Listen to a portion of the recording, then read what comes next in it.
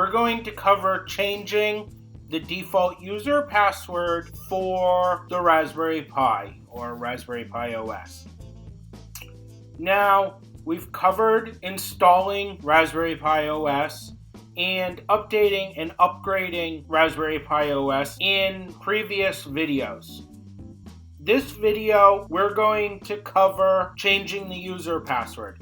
Now, this is a very important step because without changing the user password, we're putting a device with known credentials on our network. Now, you might ask why that's a bad thing.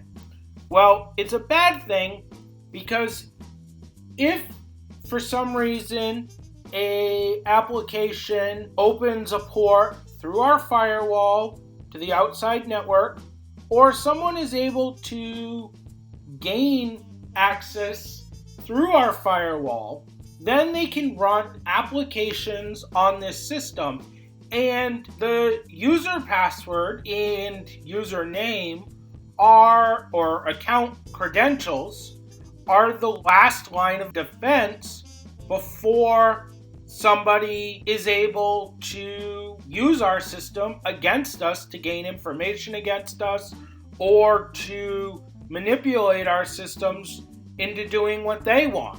Maybe it's even to use our system or systems processing power to do other hacks against other people. So we really don't want that. So one way to help prevent that, now there's bunches of ways they can get around this and gain access through other exploits and stuff, but one simple way to help secure our network, and one we should always do, is to change our user password. So to do that, we're going to run sudo passwd pi.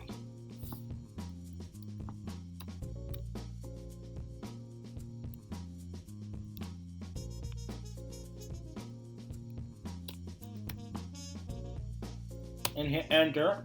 Now it asks for the new password.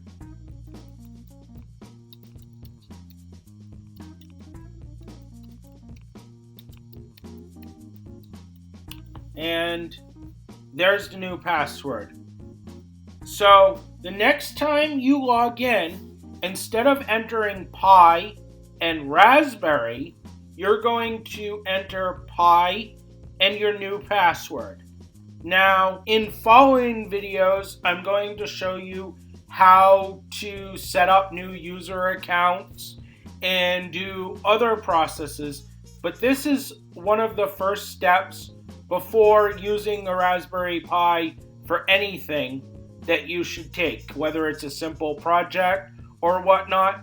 Now, if we're going to, say, create a Docker server and run Pi-hole and OpenVPN and a few other things on our house network using this Raspberry Pi, we want to make sure that we change the user account as well, because this computer is going to be on the internet or connected to our network 24 hours a day, which makes it a lot more vulnerable and very desirable to use against us.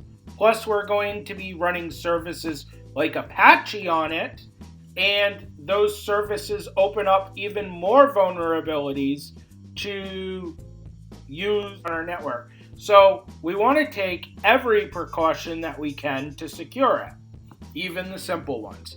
Hope you enjoyed this video and have a good night.